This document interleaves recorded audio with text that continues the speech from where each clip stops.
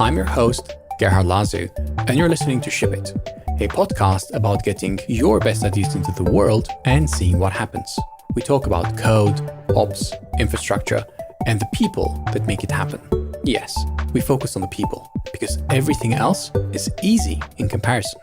Today, I'm talking to Arnaud Porterie, founder of EchoesHQ, a new utility that measures and communicates engineering activity. We start by recreating the 60 seconds Y Combinator pitch, and then we shift focus to what it was like to get EchoesHQ off the ground. Next, we tackle something that is always on my mind. Why is it important to connect our daily engineering activity to intent? You see, Arnaud used to run the core team and the open source project at Docker, and combined with other engineering leadership roles that he held for over a decade, he kept encountering misalignment that was preventing organizations from making meaningful progress. Let's hear why EchoesHQ might just be a great way of addressing this. Big thanks to our partners, Fastly, LaunchDarkly, and Linode. Thank you for the great bandwidth, Fastly. You can learn more at fastly.com. Ship new features with confidence by getting your feature flags powered by launchdarkly.com. And thank you, Linode, for keeping our Kubernetes fast and simple. You too can run our infrastructure as we do via linode.com/changelog.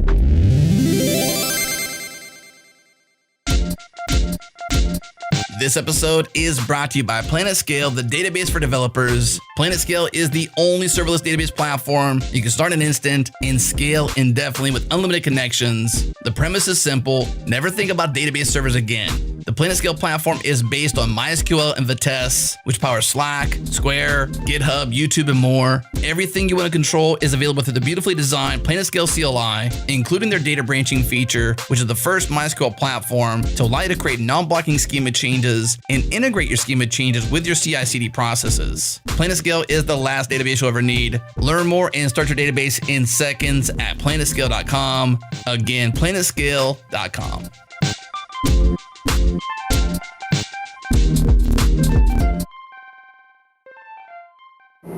We are going to ship in 3, 2, 1.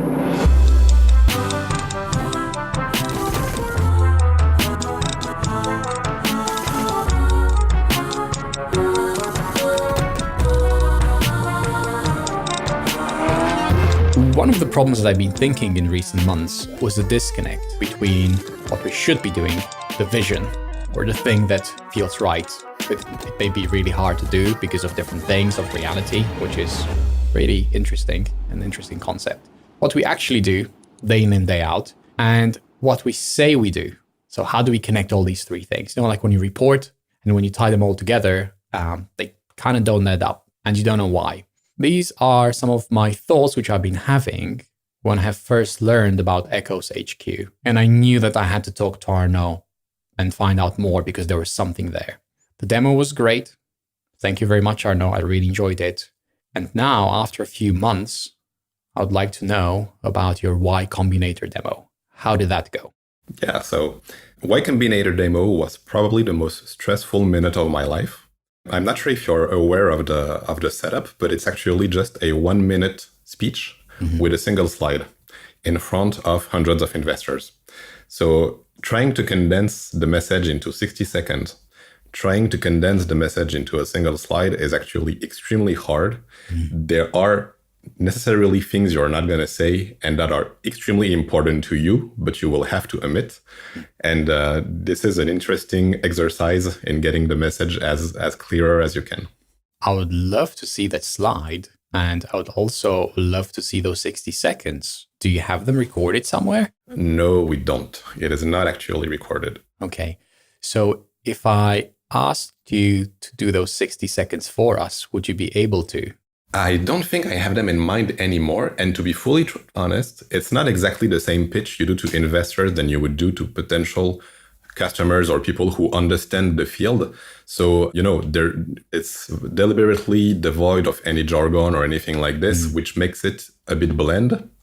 So I don't know if it would be very valuable to the audience. It would be interesting to me. So if you would like to do that, I would be very curious to hear what that even sounds like. As close as you can get it, The 60 seconds sounds perfect. No jargon. I love that. So let me try and do it again then. The 60 seconds pitch at Y Combinator sounded like something like this. So, hi, I'm Arnaud, and I'm the founder of Echoes. I've been an engineering leader for over a decade. I have worked as a deputy CTO at VP. Before that, I was running the core team and the open source project at Docker. One problem I have consistently encountered throughout my experiences is how organizations are held back by a lack of alignment and a lack of focus. By measuring how engineering work contributes to business goals, Echoes helps bridge the gap between technical and business teams. For example, Echoes can show you how much time we're currently spending on each of our OKRs, which helps engineering manager make the right decisions and communicate the activity to their CEO or business partners. And yeah, that's pretty much it. Okay, so let me go and get my checkbook. And is a blank check okay? Because that sounded really, really good. Okay, that was really good. So I would love to see again that slide. And if we can, I would like to include it in the show notes if that's okay with you. So that people, as they listen to those 60 seconds, they can look at the slides and they can, on the slide, the one slide, they can decide what they want to bring their checkbook. So while doing a bit of research in Echoes, that was only recent, I noticed that you also appeared on Product Hunt. Yes. I think that came before Y Combinator. Yeah, that was during the Y Combinator batch. It's one of the things that Y Combinator really pushes you to do. It's to be public and to launch as fast as you can. That includes Product Hunt. That includes Hacker News, any other medium you can think of. And I think it's one of the most important lessons I got out of Y Combinator, actually. For some reason, the instinct of a founder is often to be stealth, to work in the shadows until something is ready. One of the lessons of Y Combinator is that it's never going to be ready and it's never going to be good enough for you. So you have to put it out and to see what potential customers think of it, because that is the only signal that really matters. And it's very uncomfortable at first, but I totally agree that it was the right thing to do. So in my mind, that translates to ship it and let's see what happens. Yes. Literally that. It is exactly that. It is shipping early, shipping often. And, I had this conversation very early with one of the partners at YC about I don't feel that I'm necessarily ready to launch. And what he responded, I think was absolutely great. He asked, do you remember the day that Airbnb launched? And no, obviously I don't remember. And nobody does. And it doesn't matter, because the truth is there's not a single day that Airbnb actually launched. They launched 100 times during several years. And that's the reality of any business. That is a really good story. I'm going to ask Adam to see if he managed to talk to the founders at Airbnb. And if he didn't, I would love to hear that, because you're right. Getting it out there, getting the feedback will change everything many times over. So with that in mind, how did Echoes change since you've launched at Y Combinator, which was 2 weeks ago, 3 weeks ago, very recently, September 1st, I think? We launched during July, actually. And of course, a lot of things changed, because you get to talk to a lot of customers, you get to talk to a lot of potential users, and to see, I would say you can test the messages that work and the messages that don't. You can see what is truly hitting a nerve for your potential users and what are the pains that they are experiencing the most. And of course, as a business, it also helps you refine what is the prototype customer, what is the ideal customer, who are the people that you should be talking to more, et cetera, et cetera. And on this regard, I would say the clear thing that I have learned is that the problem we're trying to solve is absolutely universal. Any company that has, I would say, above 20 engineers is struggling with too much to do and a lack of visibility, especially in companies where the leadership is not necessarily technical or doesn't necessarily have an engineering background, and for whom engineering work easily boils down to a black box when it's not very clear what is everybody working on, why is there so many engineers, et cetera, et cetera. So why is connecting our daily work as engineers to intent important? Why is that important? Because I think that ultimately the only thing that any employees within a company share is that they're putting efforts for the success of the company. And my strong belief is that if there was a way to express this simply and to represent simply how our allocation of efforts actually maps to company success and to our different intents, it would create this shared understanding of what everybody's doing that would help with conversations. I'm really passionate about, the boundary between technical problems and human problems. And I often feel that some of the biggest technical achievements are really solutions that have changed the relationship between different groups. And, with my background working on Docker, there's been a lot of debate about what was the true value of Docker. Is it the image format? Is it the container runtime? Is it the API? But when I look back at what we did at Docker, for me, the biggest success and the biggest takeaway is that we got groups that beforehand were not sharing so much together, the dev on one side and the ops on the other. And we brought this shared understanding and this common artifact that actually made all discussions way smoother. And I think this is really the key value of Docker. This is the same thing that we're trying to reproduce with Echoes with a whole different group, which is engineering on one hand and I would say business stakeholders on the other.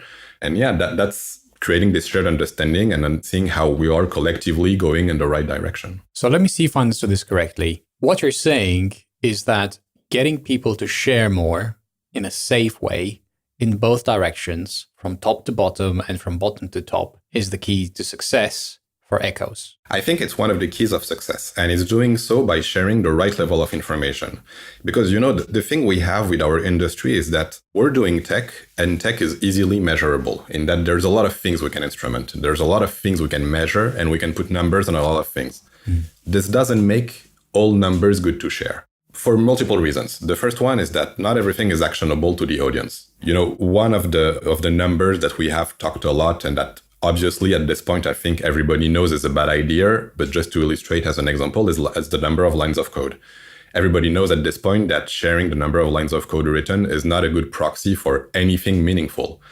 But I think it's also true for tons of other things that we're measuring on a daily basis that are not necessarily actionable to a CTO, to a CFO, or even to your PM. And I think we have to be very thoughtful in drawing the line between the things that are the operational details of a team and that should belong to the team and only to the team, and the things that are about our direction, our success, our impact, which are, of course, the things that we are being challenged on and that we are ultimately responsible for. So this is really interesting. And I know that many people agree with that. And many people, when it comes to visualizing work, this is one of the things which they fear the most, fearing that they will be judged on the number of lines written or deleted, because that happens as well, True. Or PRs closed, PRs merged, issues answered and closed. But it doesn't say anything about the quality of the response, about the quality. Like if you can do it in one line, why would you write 10 lines? And if deleting more lines and adding lines makes the thing, whatever that may be, project, product, utility, tool, service better, why wouldn't you do that? So it's almost like the things that we are measuring, they are wrong. And maybe the way we think about measuring from a technical perspective just doesn't work at these levels. So what does? Yeah, so that's really the bulk of the reflection behind Echoes, is to say that there's a lot of things we could be measuring, but the only thing that truly matters is whether we're actually creating value for our business in a sustainable way. And this is why we believe that measuring the intent is so important, because everything starts with the intent. You cannot say anything about success if we don't know why you were doing things in the first place. And interestingly, why we're doing things in the first place is not something that is easily captured in a structured way in any of the systems that we're using today. And that's the difference that we're trying to make as a starting point on which we want to build a lot of things that are going to give visibility and actionable insights into the activity of the teams. Yeah, sorry, I lost my thought. That's okay. I have a follow-up question, which maybe we'll juggle the important part. How do you measure intent? Well, what we're doing with Echoes is to give you a central way to define what are the things that you're working toward as an organization. What are the things that you value and that you are working for as an organization. By default, what we suggest is just a set of 3 outcomes that are extremely generic and applicable to pretty much any organization out there, which is to say that as an engineering organization, there's probably things that you're doing to create customer value, things you're doing to mitigate risks, and things you're doing to maintain your own throughput, which is your own ability to deliver software repeatedly and safely in the foreseeable future. And then this is entirely up for customization by the user. It's up to you to figure out whether you want to map your OKRs, whether you want to capture the work that is planned versus the work that is not planned. There's no good or bad answer here. It's really depending on what you value as an organization and what is it that you want to capture. Then we're going to publish those outcomes to different systems and give an easy way for engineer to express why they're doing what they're doing in the first place. So in the very simplest case, this is just going to be materialized as labels in GitHub. And for engineers, it means that they can add a label to their pull request with why they're doing things. Because we're using the central definition of intent, that is applicable cross teams regardless of the operational details of each and every team. There's a trend today that I think is here to stay, which is that individual teams are getting more and more autonomous, and they want flexibility and autonomy in the tools they use and in the way they operate on a day-to-day basis. The reality at this point is that most organizations that are beyond 50 engineers, they have a diversity of tools and processes. You're going to have one team using Jira, you're going to have one team using Linear, and you're going to have one team using GitHub issues, and that's perfectly fine. But of course, this is a challenge for management, because then how do you get consolidated view on what is everybody working on and on the activity? That's what we're trying to overcome by having the central definition of intent and then giving an easy way for engineers to express the intent behind work. And then regardless of the operational details, the operational diversity of the teams, you keep having a central view of exactly how we're, in which direction we're going and what is it that we're executing against.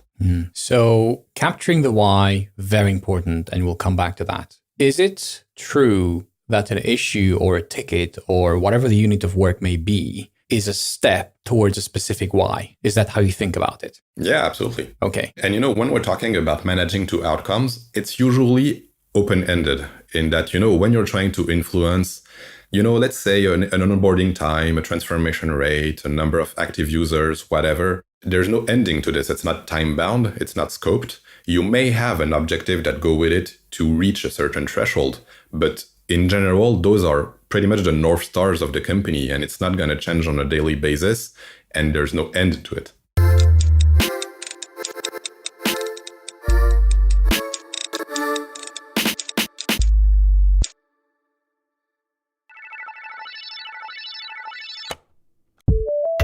This episode is brought to you by Honeycomb. Honeycomb is built on the belief that there's a more efficient way to understand exactly what is happening in production right now. When production is running slow, it's hard to know exactly where problems originate. Is it your application code, your users, or the underlying systems? Teams who don't use Honeycomb scroll through endless dashboards guessing at what they mean. They deal with alert floods, guessing which ones matter, and go from tool to tool to tool, guessing at how the puzzle pieces all fit together. It's this context switching and tool sprawl that is slowly killing your teams and your business. With Honeycomb, you get a fast, unified, and clear understanding of the one thing driving your business: production. Honeycomb quickly shows you the correct source of issues, discover hidden problems, even in the most complex stacks, understand why your app feels slow to only some users. With Honeycomb, you guess less and know more. Join the swarm and try Honeycomb free today at honeycomb.io/changelog. Again, honeycomb.io/changelog.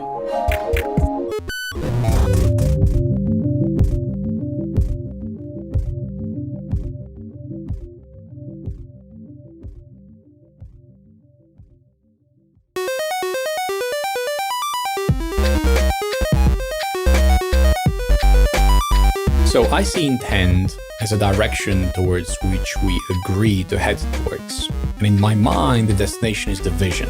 Something that we'll never reach, by the way, but we will do our best to get as close as possible to it. If this sounds familiar to you, you being the listener, it's because Simon Sinek talks about this a lot. He's one of my favorite authors. And I'm wondering, how does this definition or mental model about intent and vision match yours, Arnaud? Oh, it's actually a great point. I'm also a big fan of Simon Sinek. And of course, one of his major books is called Start With Why, which is exactly what we're trying to do. There's an interesting point about this in how we designed Echoes. When I started with this product, I got feedback from people who told me, you shouldn't ask engineers to label pull requests with why they're doing things. You should have some kind of machine learning thingy that is going to guess why we're doing the things we're doing so that we don't require extra action. I think this is a mistake for two reasons.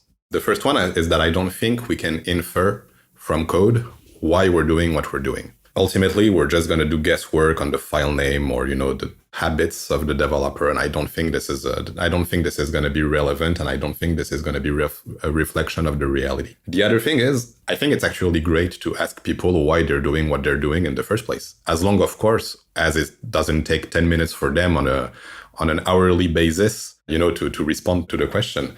But I think it's a good forcing function to make sure that both on the manager's part, you make it clear enough that this is the set of objectives that matter and that it's well communicated enough, then there's little ambiguity about why we're doing what we're doing. And then I think it's a good forcing function for engineers to also put their work into context and to remember that, what they're doing is actually a part of a bigger whole. And that is the big picture that matters. And I do strongly believe actually that the best engineers that I've worked with, and to be fair, most of the engineers, they deeply care about the impact that they're having on their business.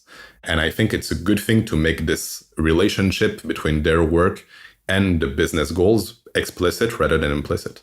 That makes a lot of sense to me. And I want to ask you, why do you do what you do? I'm pretty sure you've already answered it, but I want to make it explicit. So why do you do what you do? I do what I do because I'm passionate about developer empowerment. This is what drove me into engineering management in the first place. This is naturally what got me to work at Docker and to contribute to open source. And when I started thinking about what is the next thing that I could do for developer empowerment, for me, the answer was not to try and build a developer productivity tool. For me, the answer is to try to help companies outside the one that I'm working at try and have a better context for engineers to deliver their best work. And I strongly believe today that most organizations are dysfunctional in some way, and that engineers often deserve a better context. And I hope that I will help with Echoes in this way. That is a great answer. Makes perfect sense to me. And I'm rooting for you. I really am. And that was before I knew that you're a Simon Sinek fan. Now that you are a Simon Sinek fan, oh yes, go Arnaud, all the way. Yeah, I mean, that's super powerful, the why. Okay, so I'm thinking, what happens when you disagree about the why? So there's a fundamental difference of opinions about why we do what we do. What do you do in that case? What would you recommend? I think this is an important point because the truth is most of the organizations that we're talking to that started to adopt Echoes, the starting point to using it is to actually agree on capturing the why and agree on why are we doing what we're doing. And it's interestingly not always an easy discussions in all companies. But I think here again is a great forcing function. If as a management team you cannot agree on the objectives that are actually important for the company, how do you expect that anybody is going to execute properly? Then when there's a mismatch between the why as it was defined as a company vision and the people executing on that vision, well, naturally, this is the kind of mismatch that means that either there's a disconnect and potentially a wrong fit between, the employees and the vision. But I think this is probably a way deeper problem that needs to be addressed. And that, of course, is not going to be addressed by any tool. We don't have the pretension that we're going to help companies build a vision. What we promise is that we're going to help them close the feedback loop between the vision they have and what is actually happening on the field with the teams and how the efforts are actually being invested. In my experience, usually when people disagree about the why, it's when some number of people think about making money. And it's an example of a why, which in my opinion is very poor, because that's almost like a side effect if you're doing it right. Or for example, getting more followers. You shouldn't be focusing on getting more followers. That should be a byproduct of you doing the right thing. So in your experience, Arnaud, what are good examples of good whys, the right whys, which are the opposite of the examples that I just gave? As long as you're working for a company, the ultimate goal and the ultimate why is always to make money. However, of course, there's hopefully a deeper mission and something that people believe in and believe they're doing for the greater good. On a daily basis, you're not going to motivate anybody by telling them that what they're doing is strictly to create shareholder value. This is not a motivational engine for any employee I've ever known. Thankfully, there's way more proxies to this that are actually actionable by engineers. and that are actually related not so much to making money than to customer satisfaction. And I think one of the trends that we're seeing right now that I think is extremely positive is with the product team organization model, with this idea that teams should be autonomous and should have a complete control over a vertical of the business and complete control on one aspect of the business, that helps put engineers closer to their customers, which I think is absolutely key. And this is true whether the customer is external or internal. And I think this is the major why. In my mind, what should be the most important engine to any engineering team is truly the empathy and the customer satisfaction. 100% agree with that. 100%. Like, honestly, this is like right, like in the middle, like if this was a bullseye, you've hit it. So I can see how shipping, getting it out there, whatever out there means, by the way, whether it's a product, whether it's a service, whether it's a utility, it doesn't really matter. Getting it in front of customers, hopefully paying, right? That's what we all want. Nobody likes to work for free because, things aren't free. So typically what happens, you get all types of layers between the engineers, the ones that are getting it out there, like the actual code, the value, hopefully the business value is not just code. There is some value being delivered. The customers using it, and then the customers feeding back what is not working or what could be improved or stuff like that. So how can teams and companies resolve this tension between having the different layers like sales, marketing, product management, or just product engineering and the customer? Because the bigger you are, the more complicated these interactions become, the slower the information flows, and the more difficult it is to do anything. It can take many months, many years, and it's just a function of the number of people involved, right? Too many actors, too much chatter, everything moves slowly. Autonomous teams, I can see how that would help. But what does an autonomous team mean? Does it mean like a group of 10 people? One of them being a salesperson, a manager, a product person, a designer? What does that mean? What does an autonomous team mean to you? In my mind, the autonomous team is really the definition from Marty Kagan, the author of Inspired and other great books. It's really about having full autonomy on the delivery of value to the customers. So in a sense, you're right that it's not all-encompassing. It's not a small company that has its own marketing, its own sales team, or its own customer support. But the truth is it could. It could in some way. The problem is that, of course, there's economies at scale and there's organization challenges that make this extremely hard.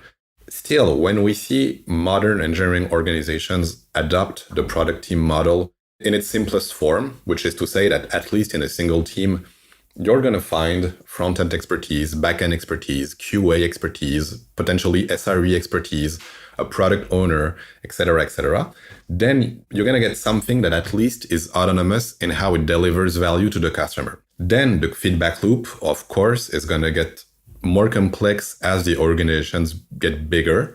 But I think this is really a matter then of making sure that you talked about making sure that it's not so much layers and that there's actually verticals within those layers with easy access to the other functions within the organization. And I've never had the chance to work at one of the, highly scalable engineering organizations such as Amazon or Microsoft or others, but they seem to have figured this out in a way. Okay.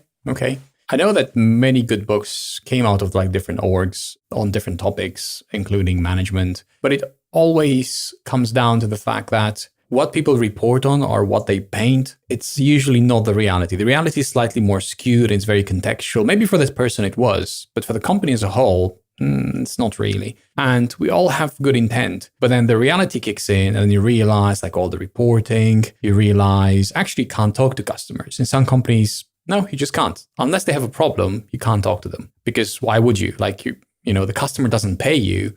And we talked about this with Ian Meal, it's just basically how money flows. In big companies, money flows differently. And money flows kind of rules what needs to happen. You have budgeting, and that's different, and, allocations, and so on and so forth. So things are really complicated. But I do like that Echoes is trying to simplify some of this. It's going to maybe drive some uncomfortable truths and get people to have some uncomfortable discussions and make them realize what is important and, more importantly, why those things are important.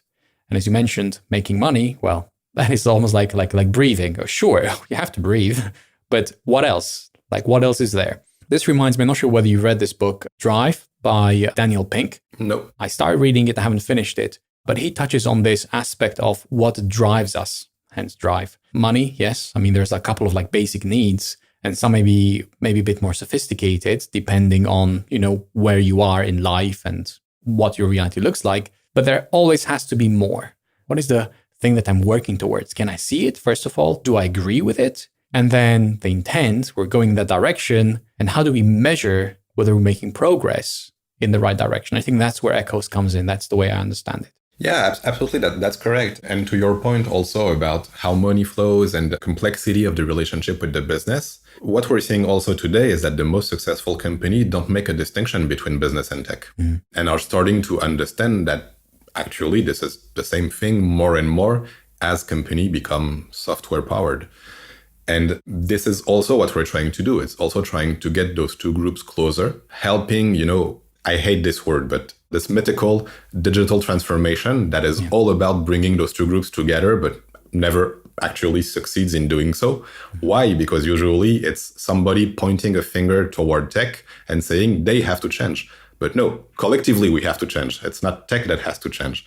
And that's also what we're trying to get to with Echoes, is trying to get both engineers to take a step toward business by making sure that their work is well connected with the intents of the company, and separately helping business take a step toward engineering by understanding and also having empathy with their day-to-day, the reality of their work, the complexity of keeping the lights on besides the 10,000 other projects that we have to do.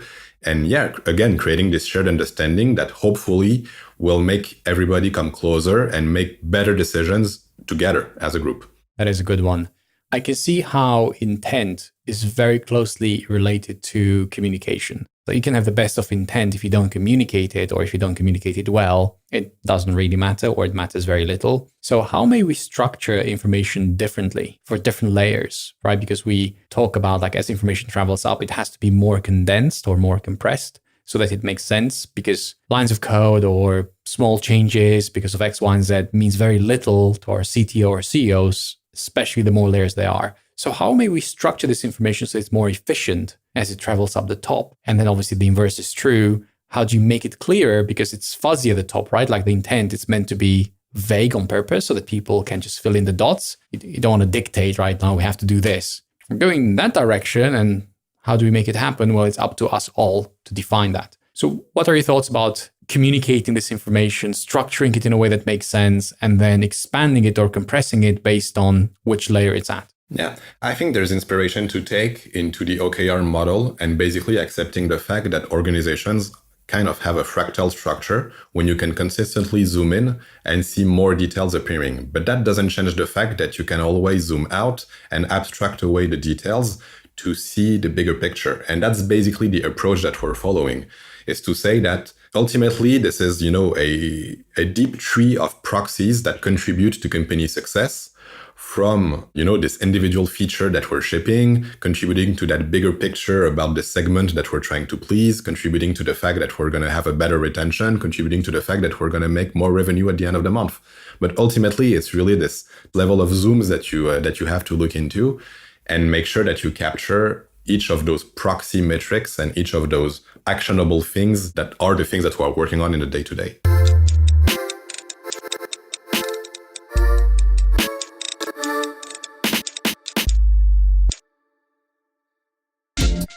This episode is brought to you by our friends at Incident.io. Every software team on the planet has to manage incidents, and a very large percentage of those teams are using Slack to communicate. That includes us. With Incident.io, you can create, manage, and resolve incidents directly inside Slack. Here's how it works. Head to Incident.io and sign up for free, then add it to your Slack. From there, you have a brand new incidents channel where all incidents get announced. Use the /incident command to create and manage incidents. This command lets you share updates, assign roles, set important links, and more, all without ever leaving the incident channel. Each incident gets their own Slack channel plus a high-res dashboard at Incident.io with the entire timeline from report to resolution. Get everyone on the same page from the moment they join the incident and help stakeholders stay in the loop. Add Incident.io to your Slack today and prove to yourself and your team that they have everything you need to streamline your incident management. Learn more and sign up for free at incident.io. No credit card required. Again, incident.io. And by our friends at Raygun. Have you ever wondered how users are really experiencing your software? When you unlock real user insights, you'll be able to identify and resolve front-end performance issues and ensure your application is consistently delivering superior experiences. Raygun will deliver a daily performance summary to keep your finger on the pulse of your website with an overview of your slowest pages, core web vitals, user sessions, and user satisfaction. This gets sent straight to your inbox or Slack channel of your choice. Join thousands of performance-focused, customer-centric software teams who use Raygun every single day to deliver flawless experiences to their customers. Again, raygun.com.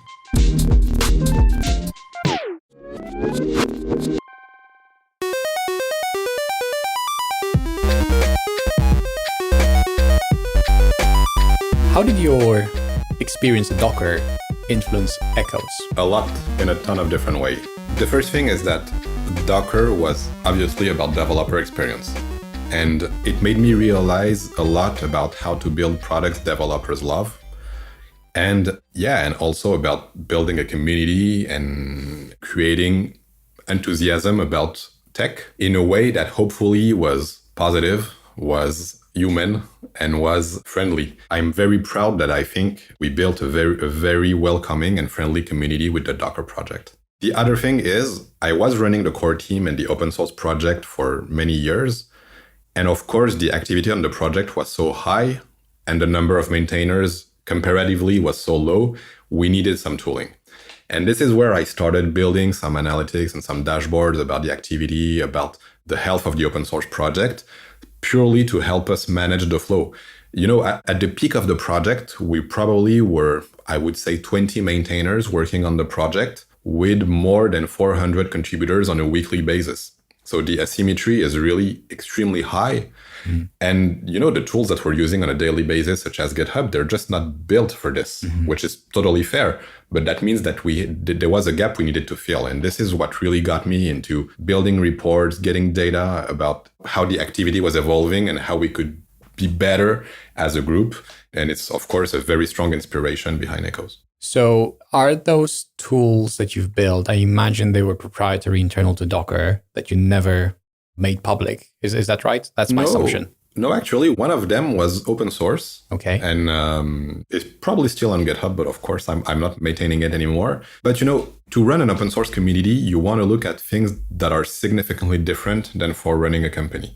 Okay. In the case of an open source community, you care about things such as being welcoming to new contributors. You care about things like fairness. For example, making sure that every contributor has somehow an equal chance of getting their pull request merged within the project, regardless of the fact that they are members of the broader community or member or a friend company or an employee of Docker itself. This was the kind of things that we were looking for to make sure that we were actually fair and that, you know, you were not advantaged in any way by your employer, your position, or your reputation. And how did you do that? That sounds like a hard problem, by the way. It is a hard problem, but it's super interesting. And it's a lot about just measuring, for example, how many review comments you're going to get on a pull request, how fast it's going to get merged, what is the likelihood of a pull request getting merged based on its size, and making sure that for different groups of the community, it's not actually biased toward any particular group, especially not the employees, not the maintainers, not the broader contributors, et cetera, et cetera. That is really interesting. So how does this differ from a company, from a product which is commercial? The biggest difference is that the intent of an open source project cannot be easily captured. A company has a vision, a company has a mission, and ultimately, of course, the company's goal is to make money. An open source project, depending, of course, of the nature of the governance, doesn't have this kind of shape. It is typically going to have a vision. It is typically going to have a purpose. But even when it does, it is possible that the community will pull it in a different direction. And then depending on the governance model, depending whether you have a BDFL, depending whether you have a company backing the project, you may have some constraint with regards to what is going to be considered acceptable or not for the project. But the reality is that you cannot really plan for what direction it's going to take. And even more important than this, with the people coming in on the project and contributing to the project, you don't necessarily know what are their intents. You don't know whether they're, contributing as a hobby. You don't know whether they're contributing as passionate users that are excited about the project. Or perhaps they're contributing because there is a commercial interest from their employer on this particular project, and they have a roadmap or an idea in mind that is not necessarily transparent. And that's also fine. This is what open source is about. Okay, so fascinating. How do you reconcile a company that is built on open source, has an open source project, and also has a commercial product which is built on top of the open source project? How do you reconcile that? How did Docker reconcile that, by the way? Which I know it's a very hard question. That's the question that everybody's trying to answer, basically, and that it is an extremely tricky question. Did Docker figure it out? I'm afraid to say it didn't, because the truth is the commercial success of Docker didn't match the community success of the project and the industry-wide adoption of the project. I wish I knew the answer, but I don't think there's a clear one. A lot of it is about making sure that as a company, your intent in doing open source is very, very clear, and that you're doing it for a very deliberate reason, not for the sake of saying that you are open source. You have to be very clear whether you're trying to build a marketing channel, whether you're trying to build a community, whether perhaps it's also just a requirement of your segment because all the alternatives are open source and it wouldn't make sense commercially to try and go to market with a closed source product. And that's all questions that are very business specific. To be fully transparent, at this point, when I'm discussing with startups founders and people who consider having bits of their product being open source, I tend to potentially push back more to ask, like, are you really sure you need this? And are you really sure you know why you're doing it? Because doing it for the wrong reason can be extremely detrimental to the business.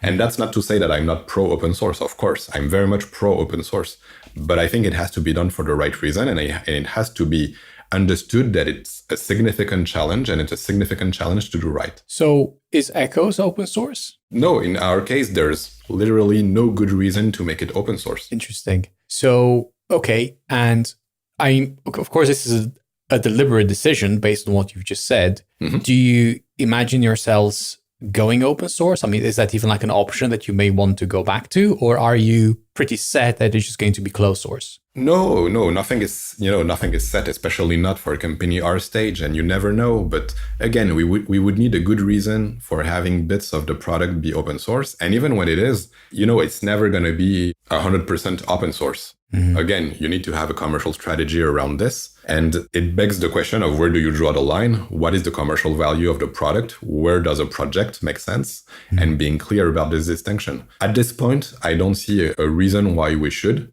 but time will tell whether... Things change all the time, of course. You always learn something new, and then it stops making sense, and then you just do the right thing, right? Whatever that may be. Okay. Yeah, and in the case of Docker would not be as successful as it is today if it hadn't been open source in the first place, obviously. Mm-hmm. What I think is extremely interesting with Docker is that I think the open source model of distribution here worked so well that we got all caught into how successful it became and how fast it became successful. There was a situation where the project was so successful that companies would call to ask how they could buy, but we didn't have anything yet to sell. And that is the whole paradox about this thing. Yeah, that's an interesting one. So I know that there is this InfoWorld article written by Scott Carey titled How Docker Broke in Half.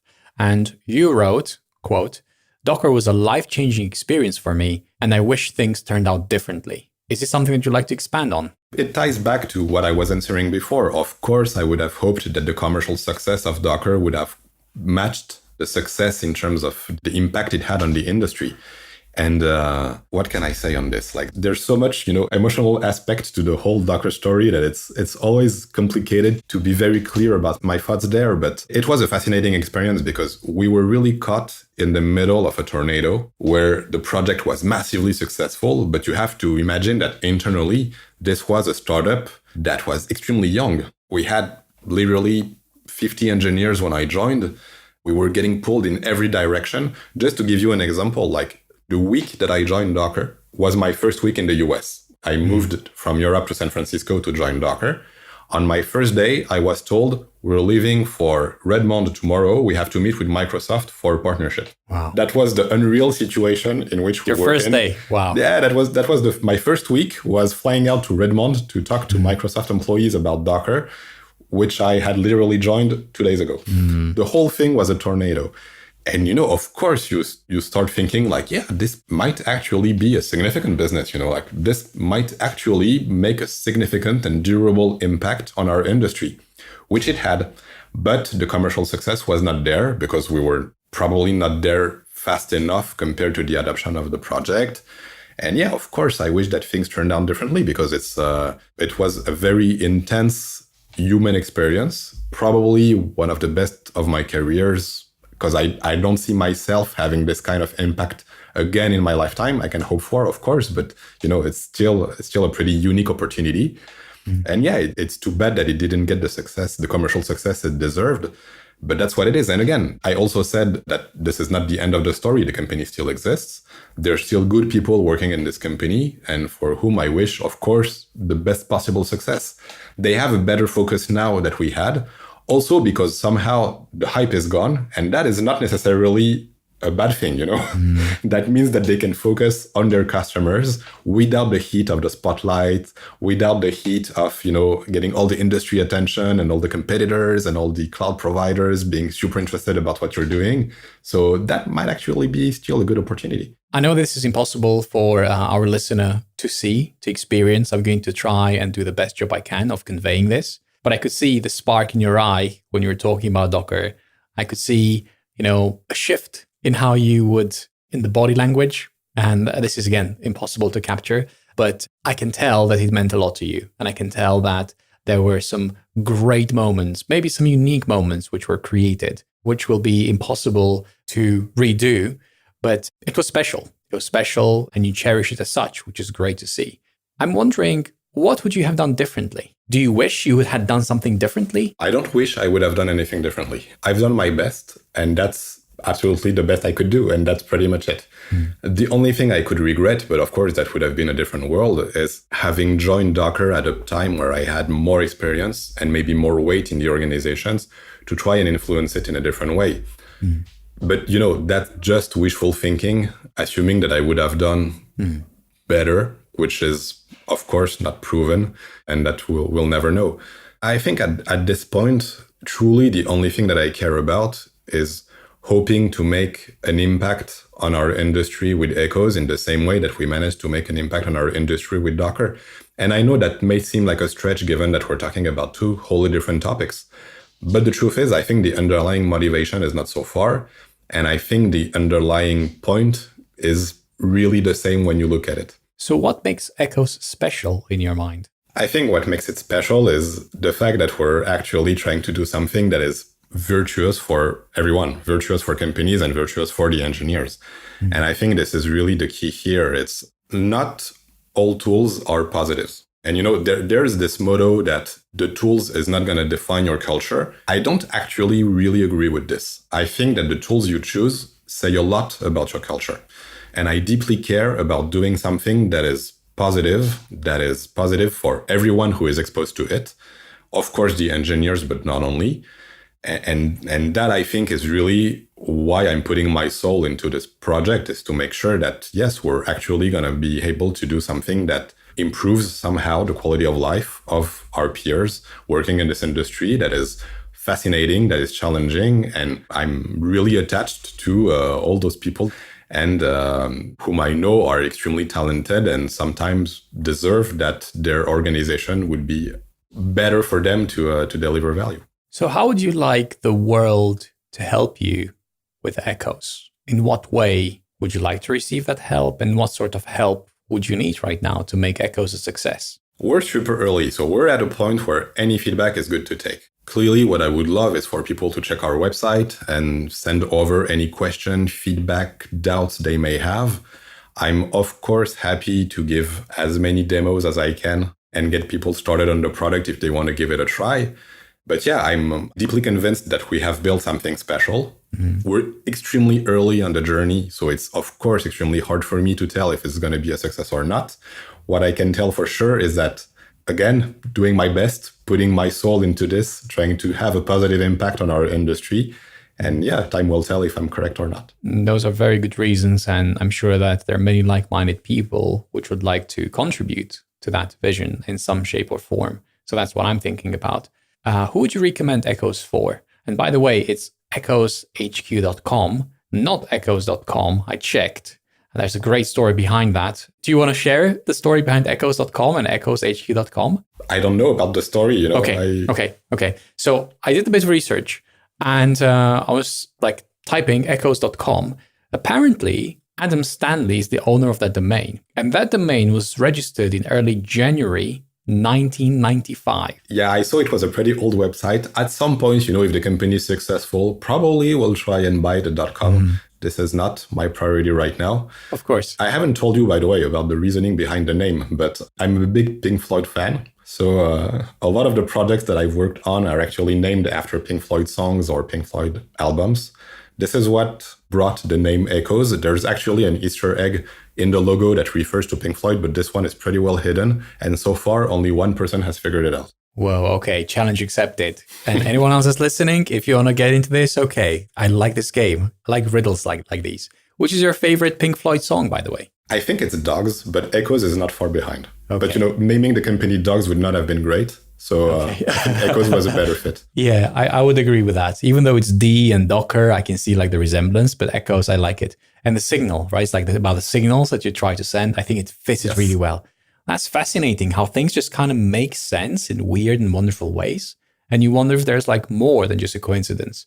I always do that. Like, is there something more to ask? Am I meant to do this? It just feels like it just fits. It feels the same in software. It's, you know, when things are on the right track. There's a magical thing, you know, it's the force, I don't know, that just happens when pieces fit together and you can tell that it all makes sense and you're actually on the right path. That's something which I'm constantly looking for. Like, when does it make sense? And you know it. It's like a gut instinct. And when it feels right, and there's like so many, you have the signals, you have the echoes, but maybe you're not picking up on them or you don't even know where to look. But we all know it when it happens. Yeah. And we're trying to do it again and again. Sometimes it's elusive, but it's so worth going for that. Totally behind that. Who would you recommend Echoes for, by the way? Honestly, pretty much any engineering organization that I would say is above 20 engineers and needs to have visibility into how they operate. I don't think there's a bigger discriminant behind this.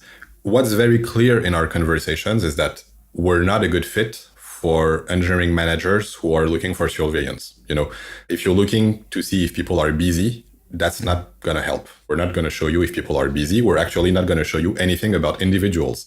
We're only looking at things at a team level. So I actually think that users of Echoes have to be comfortable about the fact that this is going to show transparency about how engineering is operating and also about the quality of the management itself. Because, you know, it tells more about the quality of the management organization than it says about the quality of the engineers themselves, which I think is well overdue. That's the one thing which I really liked. Actually, one of the many things which I liked. First of all, Echoes never accesses the code. Yes. It can never like count lines of code, contribute or delete it. And that's done on purpose. And I think that's a great thing. The other great thing is about making this a shared field where we all meet and we can see how well the different orgs, groups, units interact between themselves. You're trying to capture the interactions, which is really valuable. And I haven't seen it done before. Like performance reviews and grading managers and grading employees. That's totally not what you do. How well do the different parts interact? Very valuable. And I like how you combine all the things, the why, the what is happening, the day-to-day. Like you're literally solving, I think, the problem which I had. And that's why when I reached out to you, I thought, wow, this may be it. This just may be it. So even though a changelog is just a handful of people, would you still recommend Echoes for small teams? Yeah, of course. 3, 4, 5 people. Okay. We're using Echoes internally, of course, to manage our own roadmap. You know, there's this thing that if you're very small, you are extremely resource constrained. And that means that you have to be laser focused. And one very easy way to be laser focused is to challenge yourself and to measure how you're spending your time, to make sure that you're actually spending it on the right things. That's what we're doing internally at Echoes. That's what other small companies are doing with the product. I would say it's somehow a different use case because in this case, you don't have this very high level of uncertainty of, as a larger group, what is everybody's doing. But still, you get this data-driven aspect of your work that helps you reflect about how you're truly allocating your efforts. And again, there's only 24 hours in a day, and we're all doing our best. At the end of the day, the best thing you can do is just be deliberate about the things you do and the things you don't. And this is how we can help. Intent, coming back to that, intent, vision, impact, all those important things, very good ones. I don't know if this is possible, but I would love to see a screenshot of Echoes for Echoes. I would love to see that. Yeah, I think we could do it. I don't think there's anything really hidden there. Yes, please. That would be amazing to see that, to have that visibility into how Echoes is using Echoes, to see what is important to you, what is the progress that you're making towards that. Because I remember the screenshot that you had. I think this was in, actually it was one of your tweets, photo too. Well, it's a recent one. I'll link in the show notes. But to see the real one today, what it looks like, that would be fascinating. So what comes next for Echoes? The next 6 months? What are like the big items on your list? Or I think list is a poor word, but you know what I mean. I mean, there's literally an infinite number of things I have in mind. Again, we're trying to be focused, and that means we're trying to listen to our users more than we're listening to ourselves. The most important bits right now are things such as being able to tie outcomes to metrics. So we've talked a lot about how we allocate our efforts and the why behind work, but if you want to measure impact, then you have to tie this back to observable results. That's what we're working on right now to make sure that you can bind those intents to actual measurable things and observe whether your team is having an impact. Other things that we're working on are the very greedy, boring details of any early company, things like integrating with HR systems. Super fancy, super shiny, like the thing that every engineer is dreaming of doing.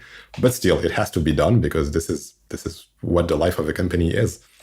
And then where we're going to go from there in the future, again, tons of ideas. Where the market is actually going to take us is up to be seen. But we're collecting a data that didn't exist anywhere else, which is why we're doing things in the first place. And I think there's a lot of potential on this in a variety of different contexts. And the future will tell if there's a market for it or not. I'm really excited about Echoes itself, about the idea, about the person. Now that I got to know you a little bit more, I can see so many similarities and so many challenges and, so many lessons learned. But also I see the intent behind Echoes, and that attracts me. I want to see what happens next. 6 months from now, 12 months from now, where will Echoes be? Because the direction, it's amazing. I love it. It has all the right ingredients. So what will actually happen? What delights will we have from you and your team? That's what I'm looking forward to. Well, me too. I really want you to be part of changelog. Like I would like to use Echoes within changelog so that we can gain visibility into how we do things and what we do. Because as you mentioned, our time is super constrained and my time is the most constrained one. I can count the hours that I can do. I can dedicate on changelog infrastructure, on changelog code in a month. So I have to be super, super focused. And what does that mean? Like, what does my hour, when I spend 1 hour, what did I spend it on? And it's not like the units. It's whenever I did something, what did it contribute towards? Was it throughput? Was it customer values, outcomes, whatever? I forget the exact namings, but I'm sure that you'll help me define them. And there are good examples to understand what is important and why those things are important. And as a listener, if I had to take away one thing from this conversation, what would you like them to take away? I think the biggest takeaway for me, and the thing that I hope listeners will agree on, is that I think engineering management overall is still in its infancy. Our industry is young. We're still trying to figure out what are the recipes that work and the recipes that don't. The one thing we know for sure is that as engineers, we're working within companies to make them successful, and we care about having an impact. And this is way more important than, those 5 minutes of developer productivity we can gain with this or that tool or this or that thing. And truly, I hope that the takeaway is really that the future of most businesses depends on us. And it's up to us now to make it more efficient and more pleasant for our industry. I'm really looking forward to that. I'm really looking forward to what you do next, Arnaud. Seriously. Cool. And on that note, thank you very much. It has been my pleasure, and I'm looking forward to next time. Thank you. Thank you very much for having me. Thank you for tuning into another episode of Ship It. I enjoyed making it for you. This is just one of the podcasts for developers that we ship. Go to changelog.com/master for the rest. You can join me and the rest of our community at changelog.com/community. There are no imposters in our Slack. Everyone is welcome. Huge thanks to our partners Fastly, LaunchDarkly, and Linode. Thank you Breakmaster Cylinder for all our awesome beats. That's it for this week. See you next week.